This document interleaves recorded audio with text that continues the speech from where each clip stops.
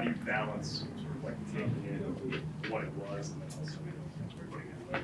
Well, it was obviously it wasn't good, and when your unit plays that way, my first thought is it's me, and doing better as a coach and getting guys ready for the challenge. It was a tough day from play one to play whatever we played, but as a coach and as an experienced coach, when those days happen, it's always in my opinion me first, and I'll fix it quickly. I have to. Was it missed assignments? Was it speed? There seemed to be Well, a it was speed- it was a combination of a lot of things, Mike. Obviously, I didn't get them ready for the speeds and the angle and those things, and have them in the right positions. And again, I take it first, and we go back and look at it and make sure we, next time we game plan a team like that, we do better. But it always falls on me first, and the players are always giving max effort and trying to do it right to win games. But it became a buzzsaw, quickly, and it spiraled. It spiraled quickly. The tackling in particular, how do you work on that in practice and coach that up when there's limited contact opportunities in practice? I think everyone's, having that same issue as forced tackling, but a team like that will expose you with their speed because of the angles you're taking, right, or the leverage you're in. So it's almost worse when you're playing that much speed. But everyone's having that challenge. But as pros, as coaches, most guys are tackling every day. At least simulating tackling. Not going to the ground, but that's every day in practice. But again, the speed, the angles, it was obviously overwhelming for us. BJ, who did you hear from afterwards that helped you through just kind of a nightmare sort of moment? I've heard from everyone. Okay. Even Wade this morning texted me and said, keep grinding and keep pushing.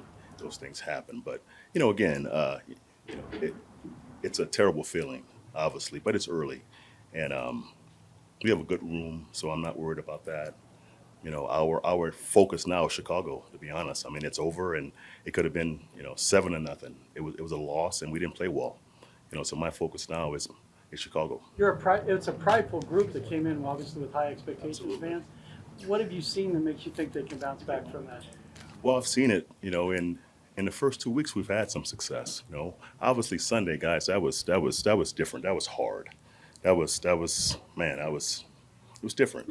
But in my opinion, we have a great staff. We have good players. So just getting back to the fundamentals and getting more connected in all three levels, that's going to be our first step. But Sundays is coming quick. It's a good football team, and it's our next challenge. Is there anything that you take from that game? Coach said that you guys wanted to watch the film, even though it's going to be tough. Is there anything you take from that, or do you Absolutely. I mean, every play you watch it and you fix it. When you watch that game, we had some chance to make plays, but again, we were out of position a lot and chasing the speed instead of accepting the speed. So again, when you're playing that team, you can't simulate that speed in practice. But on Sunday it was overwhelming. The speed was. That football team is fast from the running backs to the receivers.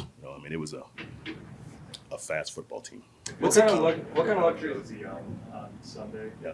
Do you feel comfortable with this Alex wear the green dot, or how do you sort of then, Yeah, that's being sorted out. But yeah, I'm comfortable with Alex, and obviously Drew will play if Josie's not going.